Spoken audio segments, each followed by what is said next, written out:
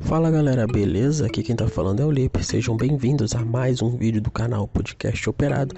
E antes de começar, deixa o like, curta, comenta e compartilha que ajuda demais o nosso canal, tá bom? Bora pro vídeo. O Bolsonaro não acerta de nenhuma maneira. E a Janaína Pascoal, ao meu ver, acho que o Bill deve concordar com isso, hoje é um dos maiores expoentes desse mais ou menos. Ela não é aquele gado, ela não é a Carla Zambelli, mas, pô, ela fica fazendo críticas e elogios absolutamente infundados no governo que tá destruindo o Brasil em todos os aspectos possíveis. Olha o PIB que saiu do trimestre e a projeção do PIB para 2022. Qual que é a Recessão projeção? e estagnação. Saiu? Negativa. Saiu negativo agora, o terceiro trimestre com queda de 0,1, ou subida de 0,1, ou seja, tanto faz. Deu queda de 0,1.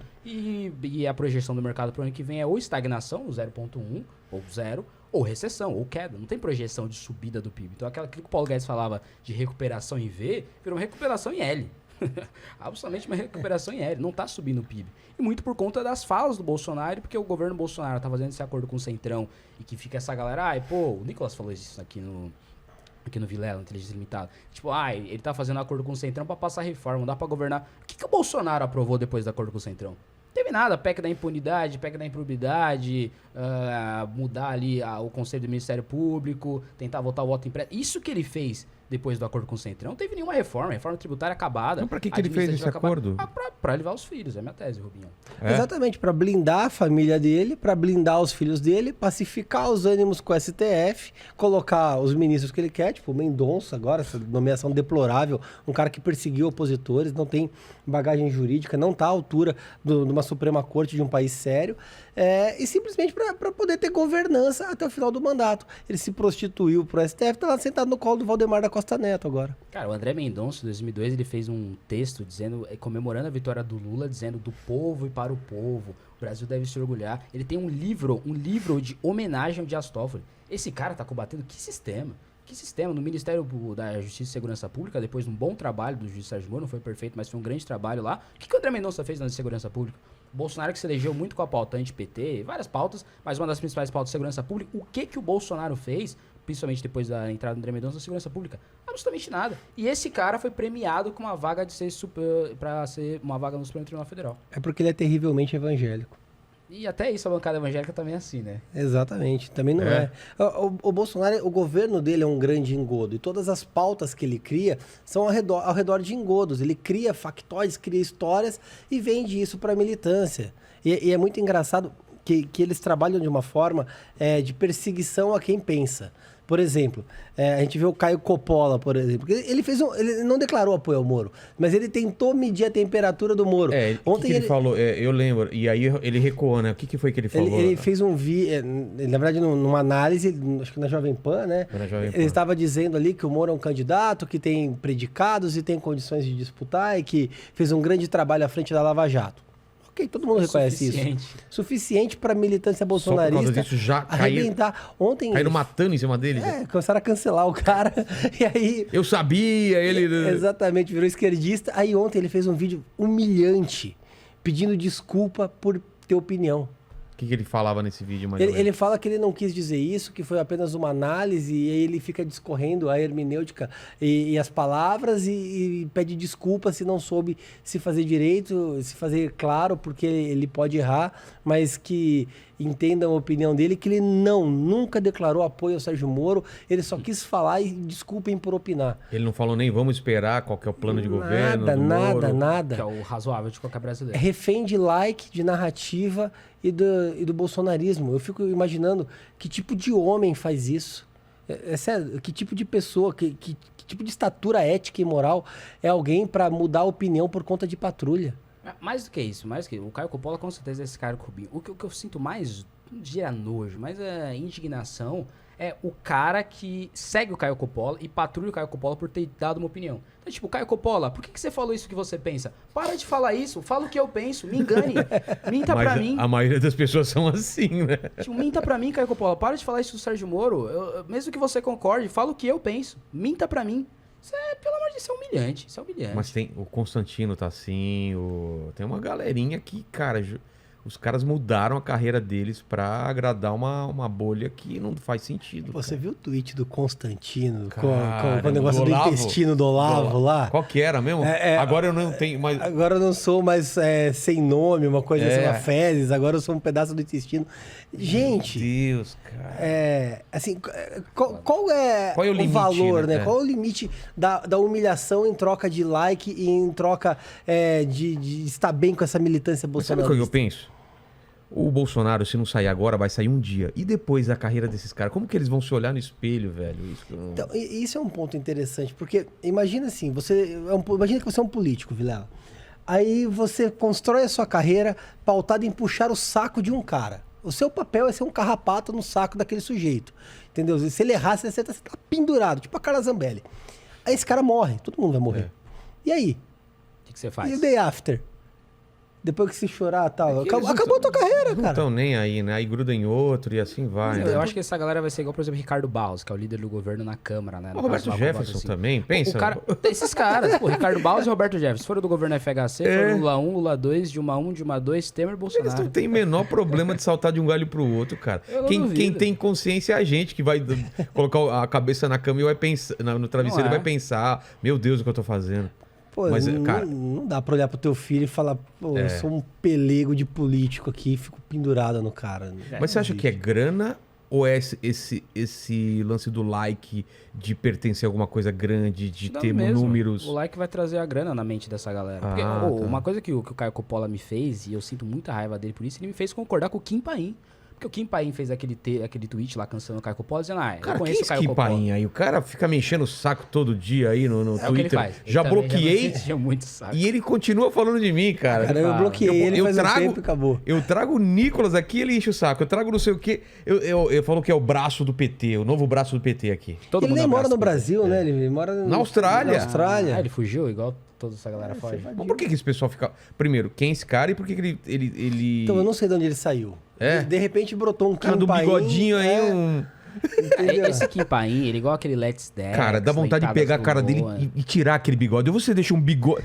Não é um bigodinho, aquele... Nossa. Faz um bigode de verdade. Quer ter uma barba, tem uma que nem a tua, entendeu? Eu não tenho condição, minha barba é falha, eu não tenho barba. Minha barba pô. não cresce ainda. E o cara me ama, cara. Fala de mim todo dia. Vai falar de mim, vai recortar straight, vai falar também. Vai certeza. falar, com certeza. Mas Vamos- ele me vamos fez tá no concordar com o Twitter Kim Paim, porque o Kim Paim falou, conheço o Caio Coppola de anos. O Caio Coppola já foi do Novo. O lance do Caio Coppola é grana. E, tipo, Ele tudo falou bem, eu isso? sou capitalista, grana, mas, pô, se você entra pra política, você saiu da vida privada e entrou pra vida pública. É. É o que o Caio Coppola fez, então tem que ser criticado. Mas ele falou, pô, em 2018, 2016, o Caio Coppola ficava vendendo campanhas. 2018, depois ele virou bolsonarista, agora ele tá indo pro Moro. Então, o Kim Paim falou, eu sei o que o Caio Coppola tá fazendo, ele tá indo por grana, e se for o governo Lula, talvez ele vai pensar com a cabeça pensar com o bolso também. Então, é verdade o que o Kim Paim falou sobre o Caio Coppola. Pô, o Caio Coppola pensa com o bolso, não é pensa igual a gente, tipo, pô, o governo Bolsonaro é bom e ruim.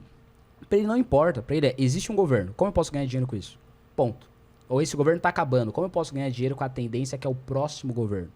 É isso que o Caio Coppola pensa, não é igual a nossa mentalidade de, pô, isso é certo, isso é errado, isso é justo, isso é injusto.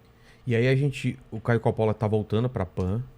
E a relação do MBL com a PAN? Porque vocês já foram muito lá, né? O Arthur, o Kim e tal. Como que tá hoje em dia? Eles não convidam a gente pra mais nada. Porque eu lembro que na época teve o 7 de setembro e teve o 12.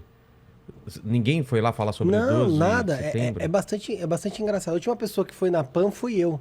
Ah, é? Lá no começo do ano, em janeiro Desse ano? deste ano, por conta do processo. Eu tinha acabado de suspender a Fórmula 1 aqui em São Paulo, por conta de uma eventual ilegalidade que tinha no contrato. O que E aí, era? na verdade, havia sido contratada uma empresa de prateleira através de uma offshore com sede em Delaware, que é um paraíso fiscal. Eu levantei tudo aquilo, entrei com uma ação e para realizar o grande prêmio foi necessário que houvesse um calção garantindo à cidade de São Paulo que se tivesse alguma irregularidade no contrato, Eles iam- São Paulo não teria prejuízo. Teve o grande prêmio, a cidade ficou garantida, correu tudo legal. E aí, na sequência, me convidaram para ir lá, era para falar isso, mas aí tava o Gadriles lá, e aí ele começou a encher o saco por conta do Bolsonaro, aquele negócio do avião que foi buscar vacina e virou um puta quebra-pau. Depois disso, não teve mais MBL na PAN. Eu fiz a reforma da Previdência na Câmara de São Paulo. Comentaram, mas sequer citavam o nome, não falam, porque claramente eles não gostam de um pensamento crítico ao governo. E o Bolsonaro é um pensamento crítico. A gente não vai abaixar a cabeça pro governo, mesmo que isso custe like, custe seguidor, custe o que for. A gente vai ter uma opinião. E aí a PAN fechou a porta pra gente, infelizmente. Era um canal que eu sempre tive um grande apreço, um grande respeito. Era uma voz, na época do Lula, do governo da Dilma, era uma voz... Era um braço da resistência ali contra o PT. Resistência, né? Uma voz de resistência. E que infelizmente se vendeu hoje pro governo e a Jovem Pan tá tendo aí o resultado disso. Uma audiência pífia agora que se tornou TV, perdendo pra Record News, pra Band, pra todo mundo. Perdendo pra todo mundo. Eles ainda têm algumas pessoas que não são bolsonaristas, né? Até o Paulo, a Paulinha veio aqui, o Joel e tal. Mas a grande maioria, vocês acham que é uma vertente? O que eu acho na realidade é que a galera que não é bolsonarista, ele é colocada, e aí com toda uma admiração que eu tenho ao Joel, ao Paulo, etc, etc. Eles são colocados na Jovem Pan pra tipo, vamos fingir que a gente não é bolsonarista, vamos colocar um cara aqui pra ficar apanhando. Então eles botam uns 35 bolsonaristas e botam o Joel Pinheiro. E com o mesmo tempo pra todo mundo. E aí o cara dá uma opinião, fica 35 minutos apanhando, daí volta pra ele, dá uma opinião, fica 35 apanhando e dá a sensação que o bolsonarismo tá correto.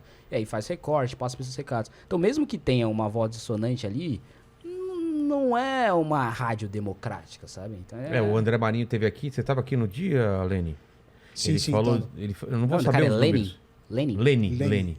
Que ele é, agora não, mas ele era a cara do Lenny Kravitz, aí ficou Lenny. Agora é o Lenny Kravitz que tem a minha Tá parecendo cara. um preto velho agora, com essa barba branca aí, né? Cara, tá parecendo um pouco Agora o seu Jorge. Agora é o Lenny Kravitz. seu que tem a minha Jorge. cara. Verdade. É mesmo, Tá, cara. Burguesinha. Burguesinha.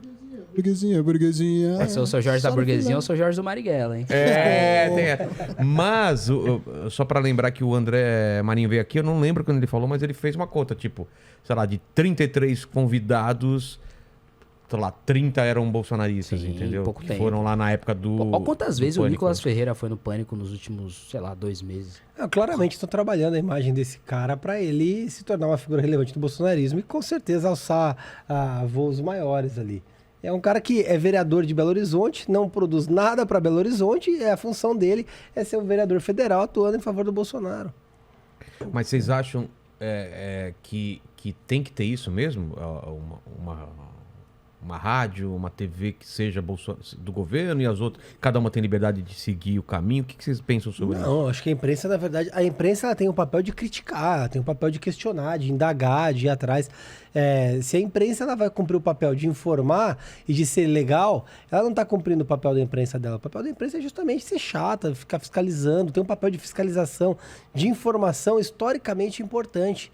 É triste quando a gente vê, até pela luta que foi pela liberdade de imprensa no país, quando a gente vê veículos de imprensa se prostituindo para o governo, para se tornar, na verdade, um folhetim de campanha, um papel informativo. O bom jornalista é aquele jornalista que faz a pergunta que o político não quer responder. E não a pergunta que levanta pro cara cortar, igual foi o Lula ontem no Podpah.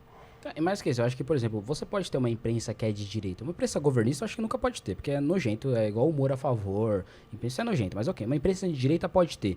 Meu ponto é, o bolsonarismo já não é de direita. O bolsonarismo é só canalha. Então tem a esquerda, tem o socialista, tem o comunista, social-democrata, os Mas ele se verdes. vende como direita. O bolsonarismo é canalha. Olha o evento de filiação do Bolsonaro ao PL. Tipo, não tinha pensadores de direita. Tinha o Valdemar Costa Neto, tinha o Arthur Lira, tinha o Ciro Nogueira, tinha o Flávio Bolsonaro, são essas pessoas que o Bolsonaro anda. Ele não, mas é Roger Escuta o caramba. O negócio dele é eu sou do Centrão. Isso é Bolsonaro. Então você tem uma imprensa que hoje tá defendendo o Centrão. Que é o que o Bolsonaro não só é, como ele diz que é. Então, precisa de ter uma imprensa que vai defender o Ricardo Barros, que tava lá, que é um cara que roubou na vacina. Precisa ter uma imprensa a favor disso? Eu julgo que não. O Bolsonaro não é de direita, o Bolsonaro não é conservador, ele é um estelionatário ideológico. Ele simplesmente está ali com a finalidade de se manter no poder. E ele criou uma narrativa de que ele seria um grande conservador. A única coisa que o Bolsonaro conserva são os privilégios da própria família. Nada além disso. O Bolsonaro, ele atua exclusivamente em favor da família dele. Ele cria programa populista, não privatiza, não é conservador, não respeita as leis, não respeita a ética, não respeita a moral, não respeita as pessoas, não respeita a imprensa. Ele não tem um único atributo conservador. A essência do conservadorismo, inclusive, é justamente você ser cético quanto aos políticos, você ter o princípio da prudência, você desconfiar do que um político está fazendo. Eu sou um político aqui falando isso. Você tem que desconfiar. E simplesmente ele prega a servilidade às pessoas que seguem ele, tem que ter um segmento servil a ele, independente do que ele faça. Isso não tem nada de conservador, isso é exatamente o que o PT fez por 14 anos no poder. Exato, o Bolsonaro ele não tenta estimular que as pessoas critiquem os políticos, sejam 7 aos políticos. Ele fica falando, ó, sejam meus gados enquanto eu tô dando, igual ele fala lá, dando filé mignon pros meus filhos. Eu vou deixar de dar um filé mignon pros meus filhos? Sim! Você é Comprando presidente da picanha República. de mais de R$1.000, pô. Pelo amor de O quê? Deus. Comprando picanha a mais de R$1.000 o quilo. É. Com a picanha subindo 50% com a inflação genial do Paulo Guedes, né? Esse é outro também, Paulo Guedes, né? Pelo amor de Deus. E antes da gente falar um pouco da carreira dos dois, do modo